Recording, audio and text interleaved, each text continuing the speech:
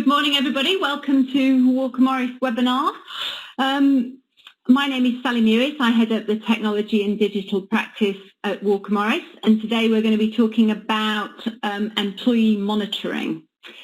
We all know that more people are working from home, and technology obviously plays a huge part in enabling people to do that.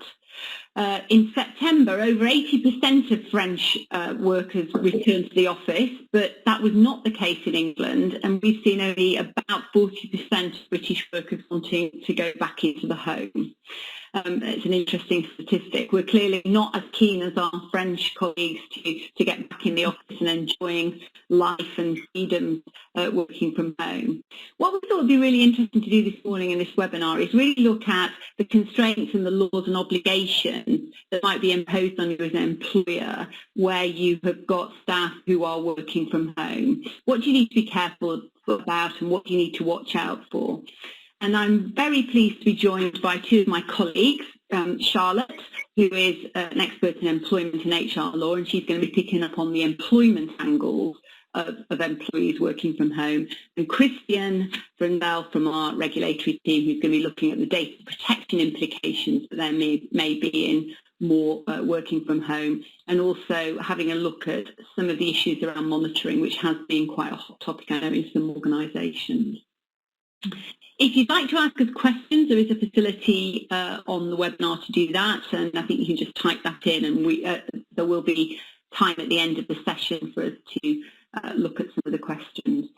So I'm going to start by asking Charlotte a couple of questions on what she's seeing in relation to clients and clients' reaction to working from home and the sorts of issues that have initially come up around all of this. And we know that in April, actually, about nearly 50% of people in employment were working at home with Charlotte. And so what are clients saying to you in terms of sort of productivity and how it's working for them and any issues that they're encountering just from a pastoral perspective? Yeah, no, I think it's really interesting, the question of productivity, because there are lots of different statistics out there on this, and they're quite conflicting, actually. I don't think we've got sort of a set of data that can give us any definitive answer about whether you are more productive when you are at home or if you're more productive when you're in the office. I saw some suggestion that before the pandemic, home workers were potentially more productive. And I suppose, you know, they've not got some of the same stresses that people who have to commute every day might have. And, you know, they might not have the same distractions as well in terms of people in the office, their colleagues, etc. So there are some things that lend themselves to being more productive. However, I think as the pandemic has gone on and as people have worked from home for longer and longer periods, I think there is some sort of fatigue setting in. And I think a lot of the statistics also show that people are working longer hours as well while they're at home, because there isn't that sense of sort of demarcation between your work life and your home life. You can't just go out of the office, go back home and switch off. And Microsoft actually had some really interesting statistics about the increase in sort of weekend working as well and working outside of hours. I think their stat said something like there's been a 200% increase in the use of the Microsoft Teams chat function on weekends compared to before the pandemic happened. So it seems like people are working longer hours, but I don't think that that necessarily equates to sort of being more productive. So there is all of that to consider, and then that also plays into sort of the mental well-being aspects of this as well. A lot of employers are concerned about that. They're concerned about their employees and, you know, how can they manage that as managers. So yeah, it's a really interesting one. I don't think there's any definitive answer at the moment, but I do think that working from home is, of course, here to stay in the long run. As you've already mentioned, obviously, in the UK, we've been very reluctant to go back to work, and you see a lot of these surveys on LinkedIn and stuff asking if people prefer to be at home or in the office or a combination of both. And I don't think I've seen any where people just want to go back to the office full time. So I think this is something that employers are going to have to keep contending with, and to try and strike that right balance. And part of that obviously is monitoring, which we are talking about today, and we'll talk about how you can do that. Yeah. I mean, it's quite interesting, isn't it? So employers have got to come to terms with the fact that there is a reluctance, I think, in the UK for people to go back to the office wholesale. What sorts of obligations do employers have in relation to their employees? Do they have to provide them with equipment, laptops? Mm-hmm. What about safety and that kind of thing? Because a lot of employers will be unclear really about this, because in the past, agile working has been kind of a bit ad hoc. Not everybody has done it. And there perhaps haven't been clear policies around some of this stuff. So what do employers need to be looking out for, and what are their obligations around provision of kit? Yeah, no, it's a really interesting question, and you're right that not a lot of employers were fully aware of what their obligations may or may not have been. I think in terms of setting people up at home, ideally you should be carrying out some sort of risk assessment, because from a health and safety perspective, employers do have an obligation to, check that as far as is reasonably practicable, employees are working in a safe way. But I appreciate that obviously we are in a unique situation, and employers are not going to be able to go and visit people in their homes to check that they are set up correctly. I think some people got around that by, doing video calls to check that the working environment was okay. But there are some, minimum things that people can be thinking about to ensure that they are complying. So checking that you've got all your policies right. So, for example, do people know what reporting procedures there are? If there is an issue, if there is a health and safety issue, or if somebody has an accident, I think you need to make sure that your policies are up to date and employees know what to do. You should also really be thinking about providing things like first aid kits to employees. It is often overlooked, but that is sort of one of the bare minimums in terms of the health and safety standards. And then I think the other big thing to consider is actually, have you got any employees who have a disability, and you might need to make reasonable adjustments for those employees. So what additional equipment might they need? So if you've got someone with a hearing impairment, obviously there's a lot of technology out there now that they might be able to use to ensure that they can still communicate on things like this. So interpreting software or something that can create subtitles as you talk. So there's all of those things to consider. There isn't a general obligation actually on employers to provide equipment to set people up from home, but if they're not doing, obviously they're not going to be able to work from home during this pandemic. And actually then they would have to say, well, you are coming into work, and make sure that they've got a COVID secure office environment. So it is obviously within their interest to make sure that they have everything that they need, and that they're set up correctly. And I think the other point is, managers need to think about what are their obligations, making sure that they're checking in with people. And it goes back to the mental health and wellbeing point as well. Are they checking up if everyone's okay? Are they making sure people are not working too long hours? And again, monitoring can come in to help you with that. No, that's really interesting, and that's a good segue actually into talking about monitoring activity at home. And we've seen a lot of high-profile cases around this. Have you seen an increase in companies, corporates asking you about the legality of monitoring? And obviously when we're talking about monitoring, we mean about effectively watching what people are doing whilst they're working from home. Has there been interesting questions in this? Yeah, I think I've seen a lot generally on sort of social media, just general things people are talking about in terms of the increased use of certain softwares, and this whole, are employers using webcams to watch people while they're working, this whole Big Brother is watching you type of feel. So I think it's definitely out there more, and a lot of businesses are becoming more aware of it, especially I think in the US as well. In terms of obligations, I think in the UK we are fairly well placed in terms of knowing actually there are quite a lot of stringent data protection laws to comply with, which obviously Christian will talk about, because we've had the recent introduction obviously of the Gdpr. So I think employers are aware of that. But again, given the unique situation, it might be easy to sort of fall back to the previous position of always trying to rely on employee consent to doing these things. And often employees feel they don't have a choice in that matter. But obviously that is not really the law anymore, which Christian will talk about.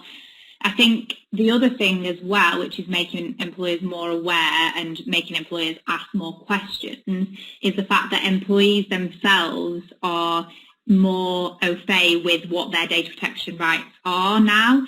And we see a lot of people sort of raising data subject access requests because they want to know what information their employers have on them, and they might use that in certain ways. So we get a lot of it if somebody's trying to build a case for an employment tribunal, for example.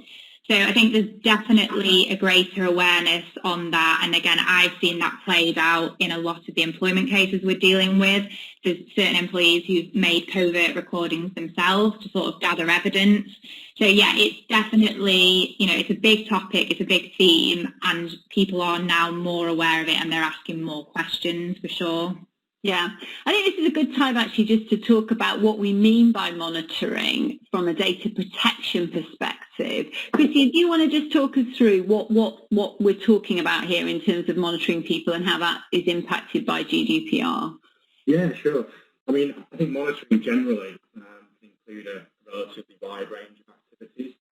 So we use a couple of recent examples. Some people might have seen in the news that H&M got in a bit of hot water over data gathering. I think they were effectively checking in with employees and they were at home, seeing how they were getting on, and keeping records of those conversations. And so that could be construed as monitoring. And then at the other end of the scale, Barclays found themselves in a bit of trouble for deploying some software on employee laptops that monitored desk presence. And so monitoring can be deliberate forms like that, or it can be more subtle in terms of the records that you keep about staff. I suppose the way that different organisations deploy those monitoring tools, they might have different purposes as well. So sometimes it might be in relation to network security. Sometimes it could be purely efficiency or productivity based, or maybe a combination of both. But I suppose the end result in terms of GDPR is it's more processing of employee data, right? You're processing more data, and you've got compliance hurdles to deal with in relation to that. In terms of the developments that we've seen as a result of the pandemic and COVID, I suppose it's been an accelerated transition away from your traditional monitoring of networks, and maybe in days gone by you'd have to pick up the phone and contact IT to find out what people have been looking at and doing with their time. Whereas now we've seen this transition towards software-based tools, which are actually quite sophisticated. And so if you're in the market for one of those tools, you might be pleased to know there's a veritable cornucopia of different providers operating in that space. So yeah, there's a number of different ways that you can go about monitoring employees, and that they could be technology-based or they could be more subtle. So what does the law say, Christian, that you can do in terms of monitoring employees? And we can look at that, first of all, I think, from a data protection perspective, and then we can probably just switch to you, Charlotte, and look at it from an employment law perspective. But first of all, what does the law say, Christian, that's lawful, I think, in terms of monitoring the employees' activities? Sure. Well, there's no prohibition against monitoring employees. So that's the first thing to say. It can be done as long as it's done the right way. In terms of the applicable law, you've obviously got your GDPR, your Data Protection Act. Under that legislation, you're always going to be looking at whether measures are proportionate, whether you're achieving the desired level of transparency to affected data subjects. And you can have some specific compliance hurdles as well when it comes to lawful basis and impact assessment and all that kind of stuff. On the other side of things, there's a developed body of law in relation to privacy. We know, based on those cases, that the right to privacy, the right to private life does extend to the workplace to some degree. I suppose picking up on Charlotte's comment about demarcation and everyone working from home, where is that line drawn? I think that analysis is getting more difficult, and it's more difficult to ascertain where employees have a reasonable expectation of privacy. Are the measures deployed overly intrusive? Could they be achieved in a less intrusive manner? And so you're kind of dealing with two separate bodies of law at the same time, which has a bit of complexity. Yeah. so in terms of just watching somebody, I mean, we've seen technology that can actually almost watch through the laptop what an employee is doing. And I get the point that you have to look at this from a proportionate perspective. Is there any sense of whether that is lawful or unlawful, or is it really a question of looking at each circumstance? Well, I suppose your initial hurdle, whenever you're processing data, is think about what your lawful basis is. I think it's going to be difficult to imagine circumstances where that degree of monitoring is necessary to perform obligations connected to the employment contract. So the reality is that when you're conducting that type of monitoring, you're really looking at legitimate interests, whether you can satisfy that basis. And whenever you're using that base of processing, you're always balancing it against the rights of individuals. And so you've got a degree of proportionality built into that equation anyway. And so I suppose that is your initial hurdle as to whether you've even got a lawful basis for that type of processing in the first place. So you're saying really that you've got to look very carefully and clearly at whether it's absolutely necessary, just trying to sort of flip this into kind of more layman's terms. You're having to look at whether this monitoring is really necessary to ensure either that the employee is being productive or that they're working in a safe environment. Yeah, I think you need to be comfortable that the benefit that the organisation is achieving outweighs any risk to those individuals. So there's definitely a degree of proportionality involved in that assessment. You're obviously looking at employee consent, as Charlotte mentioned. It isn't going to be the appropriate basis of processing data. So you really are stuck with the legitimate interest analysis. And then following on from that, you're always under an obligation to ensure that you've got the right policies and procedures to make sure that your processing is compliant, that it's subject to the correct level of security. And so, you've got a further piece around making sure you've got the correct policies and procedures in place to govern use of those tools. And of course, if you're looking at using a new innovative technology, if you're tracking behaviours, then you've also got a chance that you're going to have to conduct a data protection impact assessment, which is a further compliance hurdle. Yeah. I think a lot of employers aren't quite aware of the fact that, so what we used to always have in an employment contract was just a standard clause that kind of said, we will use data for X, Y, Z, and you provide your consent to it. And Christian, you can probably expand more, but obviously what is needed now is a privacy notice. And I know, we did inform people at the time that Gdpr was coming into force that was what was required. But from a documents perspective, really, we're not looking at the employment contract anymore, are we? We need to look at the policies. And I think from an employment perspective, obviously we need to make employees aware of what those policies are, where they can find them, and what exactly employers are doing. Yeah, I think that's right. I mean, I suppose there's a technical difference between acknowledging that there's going to be some data processed in connection with your employment and then consenting to it as a lawful basis. I totally agree with you. Consent is not going to be the right basis, and we do still see it from time to time in some employment contracts. I think, amending those contracts really should have been part of the GDPR readiness plan for all businesses, really. But it does still stick about, and we do still see it from time to time. So just walking through the steps that you might take in a bit more detail, Christian, you decide that you've got a large proportion of your workforce working from home. You do want to do some kind of monitoring. You maybe want to use technology, and it might be that you want to not maybe watch them through a webcam, but use some other kind of technology that gives you information about how productive they are. What are the steps that you would take from a data protection perspective, and how would you go about documenting that to ensure that you were A, getting to the right decision about whether that monitoring was lawful, and B, documenting accurately the basis and the legitimacy of it? Can you just talk us through that? Because I think that'd be really interesting for people to understand the approach. Sure. So I guess you kind of got two main thrusts. On the proportionality side, that's going to be built into your legitimate interest assessment. It's also going to be built into your data protection impact assessment. So you'll get a feeling of whether or not what you're proposing to do is proportionate as a result of conducting those exercises.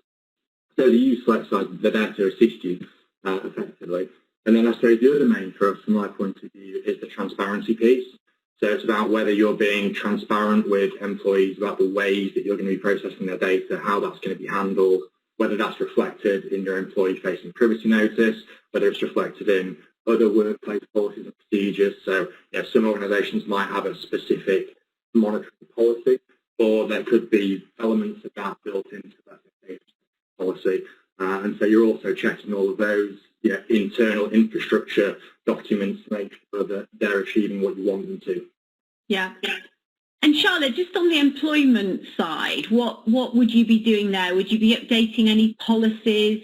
I mean, obviously we've talked about the privacy policy, but any other kind of employment-related policies or handbooks to deal with the monitoring? Yeah, definitely. I think there's obviously the whole data angle to it, but if you are then going to want to use some of that information that you have collected in the course of the monitoring, you need your employees to know that it might be used within the context of, for example, a disciplinary procedure or a performance management procedure.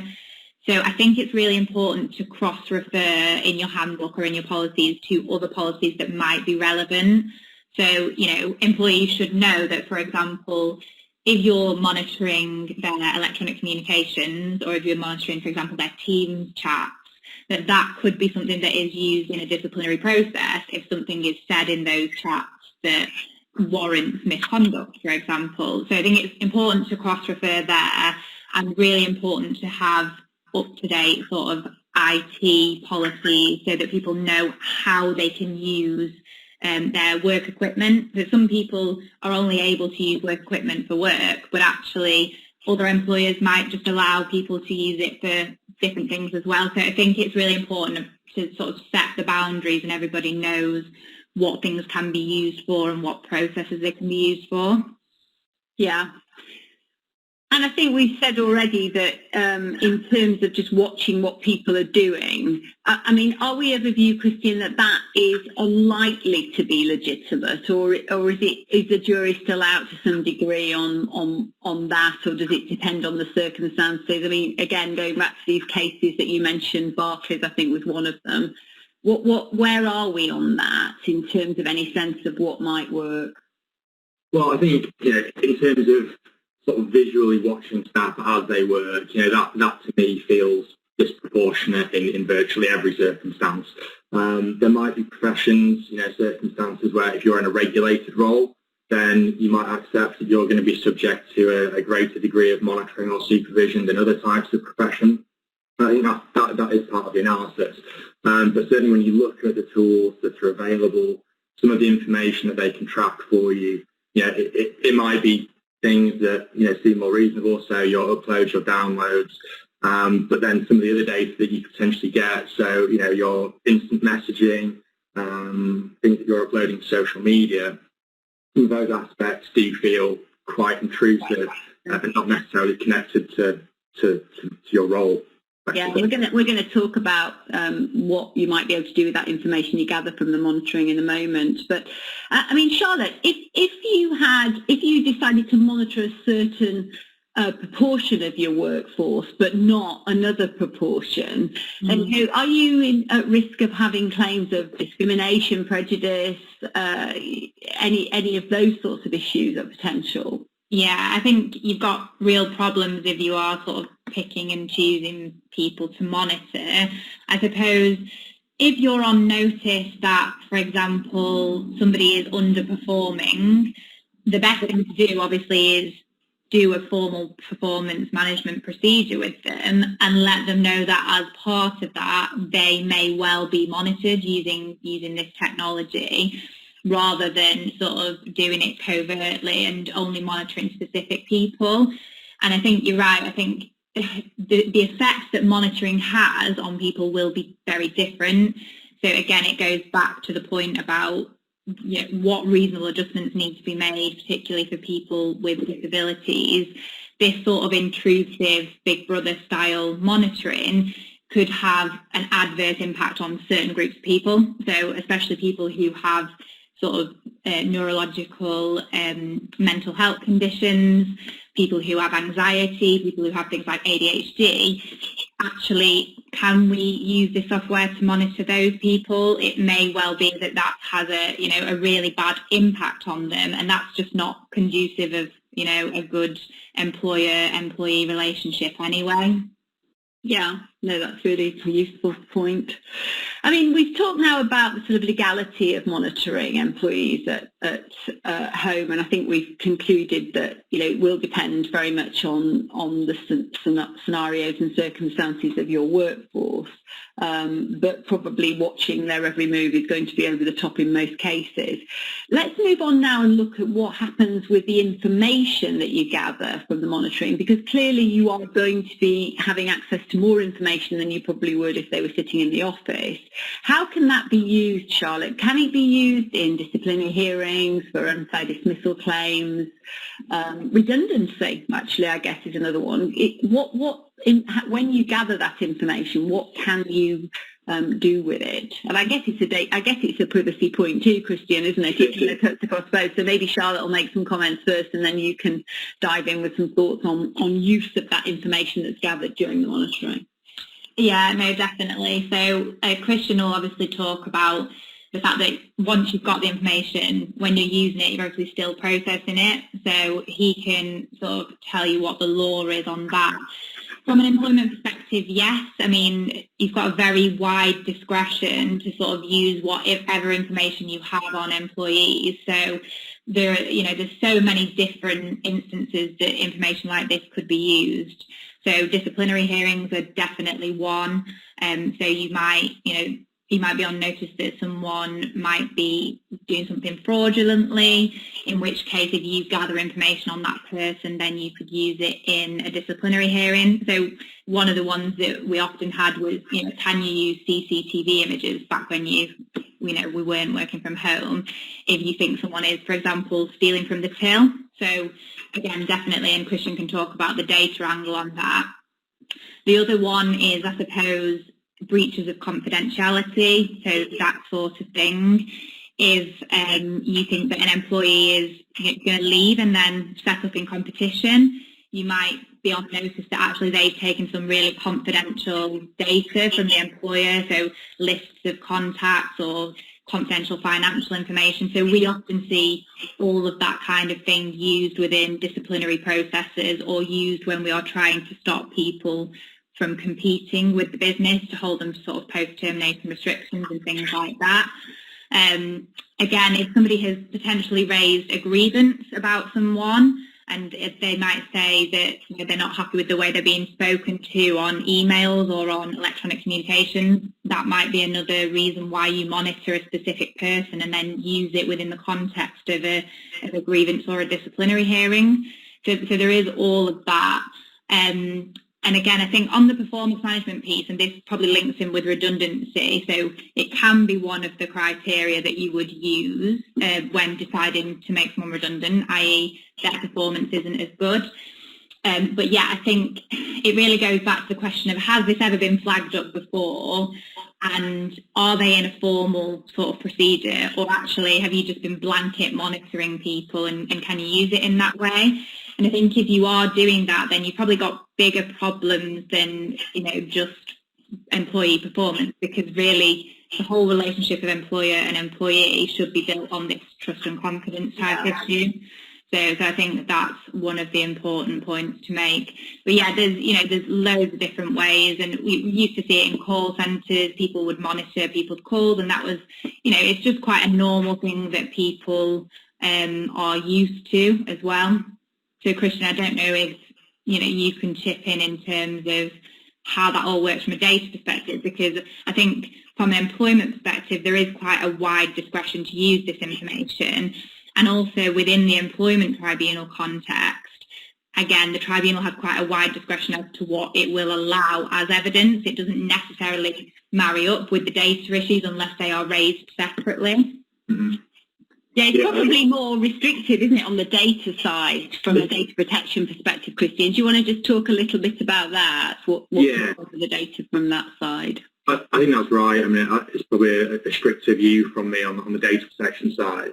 But yeah, generally speaking, whenever you're processing data, you're trying to do it in line with the principles in GDPR.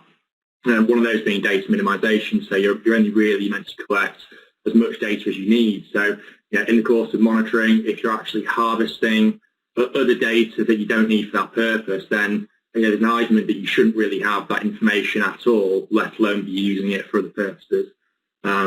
The other principle that I think applies here, which ties in with what Charlotte was saying, which is purpose limitation.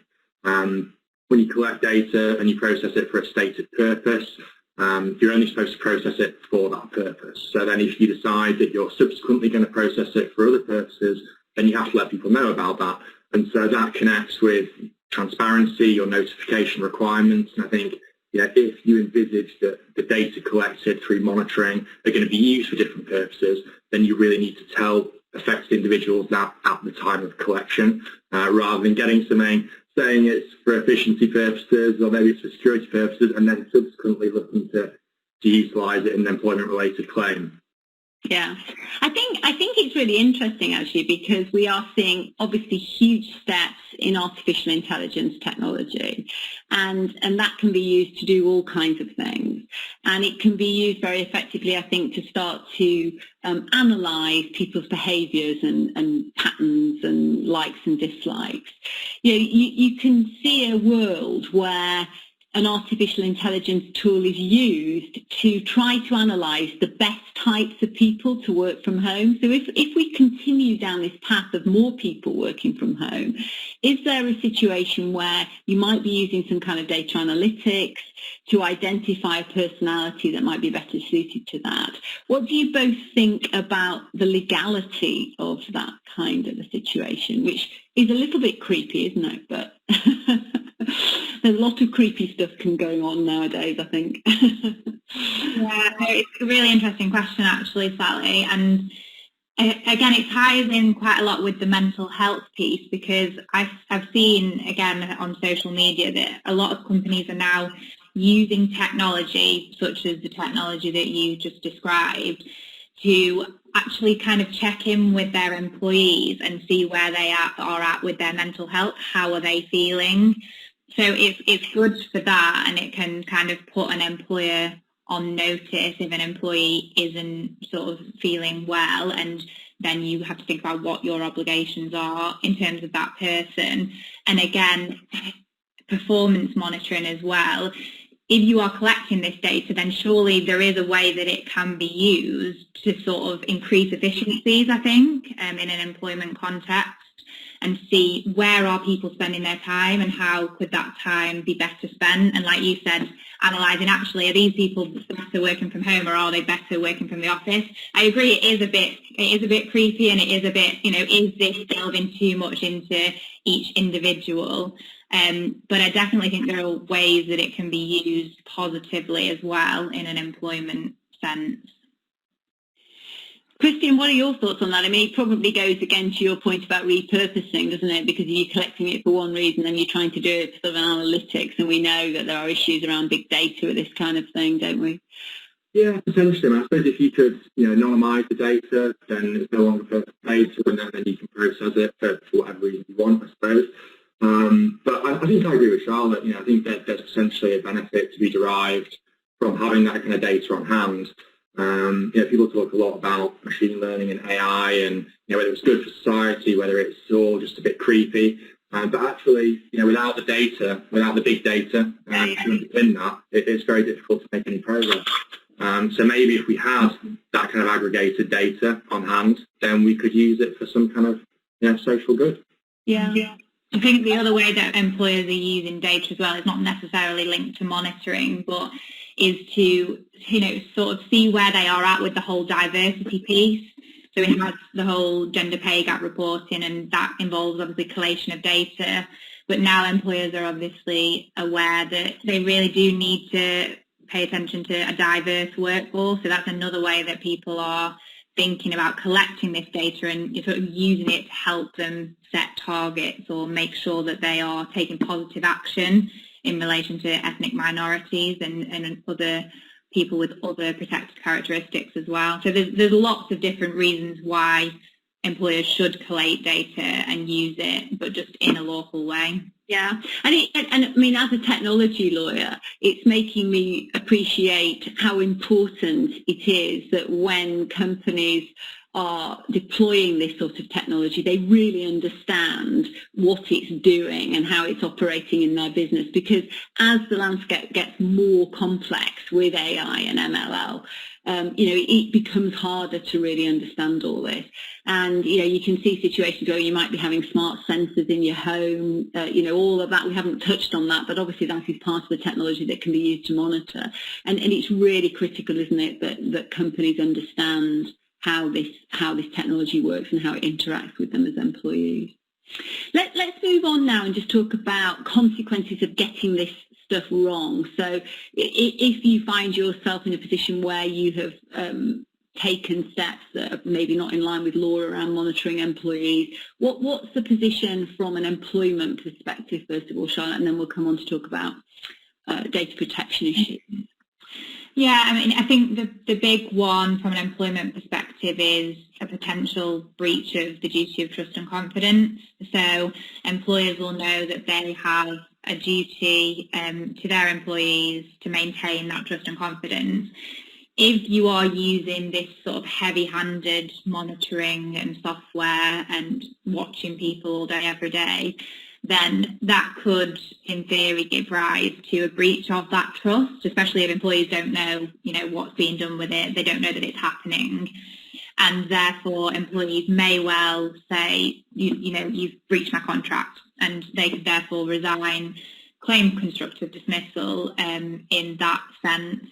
And the other one as well is potential discrimination claims, which I think we touched on. Again, if this is being used in a way that's going to affect particular groups in a more adverse way, then it could definitely give rise to discrimination issues as well. So I think those are the key from an employment angle. And I think maybe Christian will talk about how that plays up with the data angle.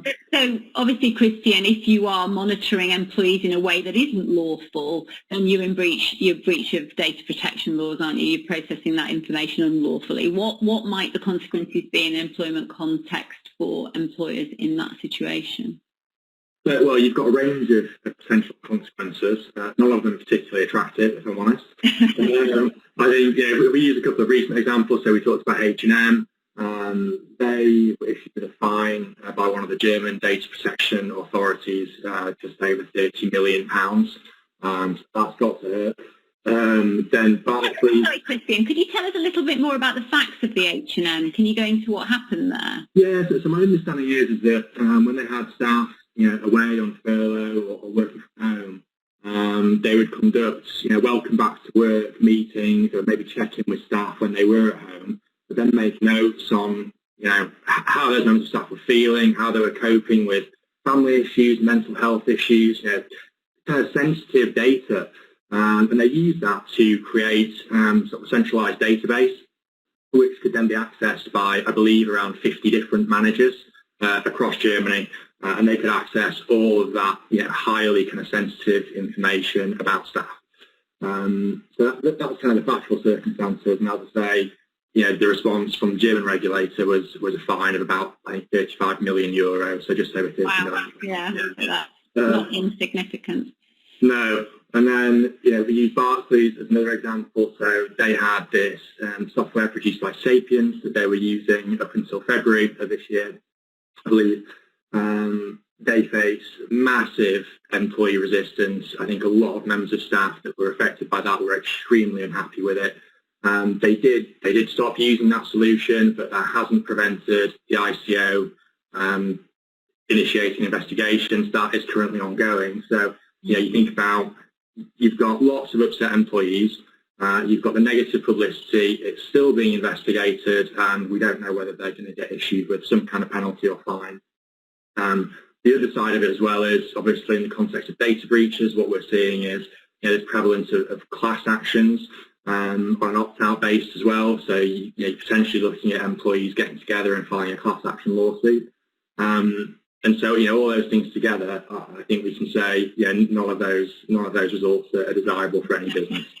And you touched on it about the class action, actually, because there was the big Morrison's case, wasn't there, as well, Christian, of the big data breach. And again, that's something that sort of shows that actually employers can be liable for the actions of employees. So that all turned on vicarious liability, and whether, because this individual had shared all of this personal information about other employees, was Morrison's actually liable for that data breach, and that was a big class action as well. I think it went through a variety of stages, and actually they said in the end that they weren't vicariously liable because it wasn't linked enough to the role that individual was carrying out.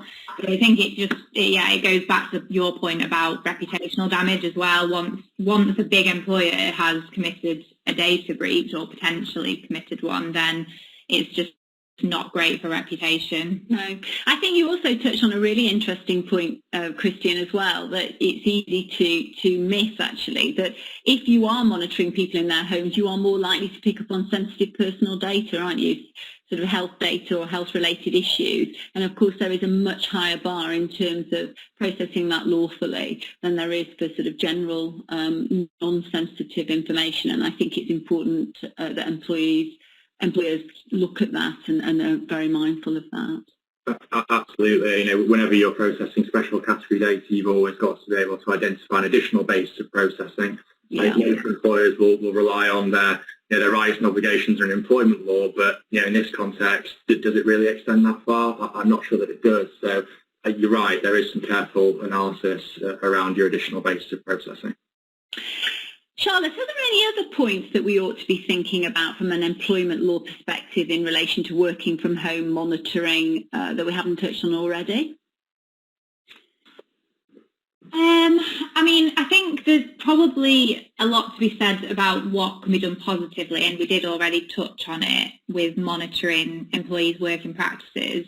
And I suppose the example I would use is, sort of what we do every day as lawyers. We sort of time record exactly what we're doing throughout the day, and you can see what we've worked on, how many hours we've worked, etc.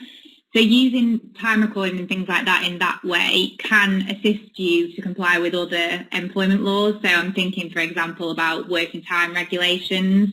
If you want to try and ensure that your employees are not working too long hours, and that goes back to what we talked about at the start, people have a tendency to just work all the time because they're at home and they can't go out and do anything else. And then, that's a really good way to sort of use the data. I think as well, the whole agile working piece, as I've said, I think it's definitely here to stay. And I think it can definitely help in terms of recruitment and retention of people. So you might even find yourself sort of recruiting internationally, and we've got people who are working flexibly in our office even, and the technology is enabling employers to do that and employ people who can work from anywhere. So I think it will be good in terms of this could definitely help us have a diverse workforce. There's definitely a lot of flexibility with the whole work from anywhere sort of piece. But yeah, I think it's about how do people sort of set boundaries and what is expected of people, because it's very easy while you're working from home to just think, oh, I can just pop out and, do the school run or whatever if you're a parent. And yes, at the moment we are in unique times, so employers might be a lot more lenient about people doing non-work things during the working day. But if some employers actually need to set the boundaries and say, I expect you to be working X amount of time and I don't expect you to be doing your personal things during the working day. So I think it's all of that. And I think it's about management as well and communicating what's expected of people. Yeah. And Christian, I think we already talked, didn't we, about the capacity to create some big data around working practices, which might be beneficial here as well. Yeah, I think so. If you don't have the data, then you can't use it or do anything with it. So, there is the potential there, I think, for, a sort of wider benefit to be achieved. And I suppose the other bit, kind of picking up on what Charlotte just said about, communication, I think that's relevant to what we've said about proportionality. If you communicate with staff about how it's going to work, that definitely helps you on your proportionality assessment. And from my own personal point of view, I think that there are a lot of people out there that would be happy to accept a bit of monitoring, a bit of extra monitoring, if that means they get a bit of extra flexibility in return, as long as they know about it and they're told about it. So, I think that communication piece is also really important. So just to finish finally, I think, can we talk about what happens if you want to make someone come back into the office, Charlotte? Can you force, I mean, obviously we're in lockdown, we're about to go into lockdown, so it's not going to work right now, but if somebody is not refusing to come back into the office, what steps can you take? Can you force them to do that? Yeah, I think it's a really good question, and this is a very lawyer answer, but I think it will definitely depend on the specific circumstances.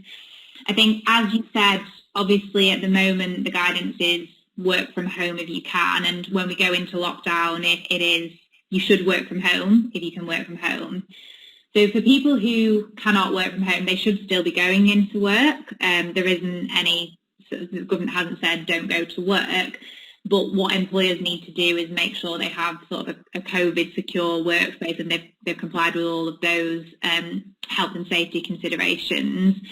I think cases where you have to be particularly careful are, as we've already touched on, people who have protected characteristics, people who might be in the vulnerable category. They may well have a valid reason as to why they don't want to return to the office at that point. So it's really about discussing with employees what is the concern, is there any way to alleviate that concern, and definitely in terms of reasonable adjustments, a reasonable adjustment may well be actually we need to spend more equipment so that you can actually carry out your work from home for a longer period of time while this continues. And the other thing to be aware of is, of course, there are specific employment claims if somebody sort of raises health and safety issues and believes that they are in imminent danger if they return to the office. And it's probably going to be a developing area of law, to be honest, to see whether that will work as a claim. Are you in imminent danger because of the virus? Potentially, especially with sort of the numbers that we're seeing at the moment. So yeah, I think you can definitely ask people to come back, provided that you have a COVID secure workplace. I think it's about thinking about each individual circumstance and whether there's anything that you can do to alleviate concern before leaping into, okay, well, if you're not going to come to work, then we can't pay you and, we'll start a disciplinary process with you. So it's just a unique situation that we're in. Yeah. No, that's really helpful. I think we don't look to have any questions from anybody, so hopefully we've answered any burning questions that you came to the session with. I think that was a really interesting overview of the issues. I guess from my perspective, my takeaway is there's no cookie cutter answer to any of this. It really does depend on each individual scenarios. But I think the other point that I'm taking away is it is really important not to brush over this stuff. It's really important to think very carefully about the different elements of your workforce and what you are asking them to do and how you're going about monitoring them. And from a data protection perspective, Christian, document your thinking, because even if you get it wrong, if you can be shown to have thought through and come to a sensible conclusion, then hopefully you're not going to get yourself in too much trouble. If there's a legitimate, sensible approach to this stuff, then that will take you a long way, I think. But I think it's going to be very interesting to see how this develops, and I've got no doubt that we will see more case law, maybe potentially more legislation around this, but certainly more guidance from some of the regulators. And it's going to be very interesting to see where we go when we come through this and out into 2021. Thank you all for joining us. Thank you to Christian and Charlotte for their thoughts, and we hope you've enjoyed the session. Thanks.